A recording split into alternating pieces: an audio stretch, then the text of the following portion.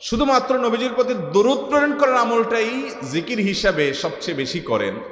দোয়া হিসাবে যদি এটাই আপনি সারাদিন করতে থাকেন তো আপনার জন্য যথেষ্ট হবে, আল্লাহর কাছে আর কিছু না চাইলেও চলবে। দুরুদ মানে হলো নবীজির জন্য দোয়া করা। ভাই, আল্লাহ তার হাবিবকে রহম করবেন, আপনার আমার দোয়ার দিকে আল্লাহর তাকানোর কোনো ঠেকা আছে? নবীজি কি আমাদের দোয়ার কোনো মুখাপেক্ষী?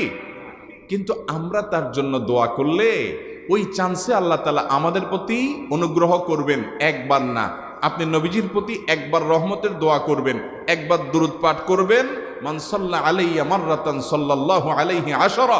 নবীজি সাল্লাল্লাহু আলাইহি সাল্লাম বলেছেন, একবার আমার জন্য তোমরা দোয়া করলে, আমার প্রতি দুরূদ পাঠ করলে, আল্লাহ তাআলা তোমাদের জীবনে 10 বার 10 জায়গায় 10 টাইমস তোমাদের উপর আল্লাহ তাআলা অনুগ্রহ করবেন।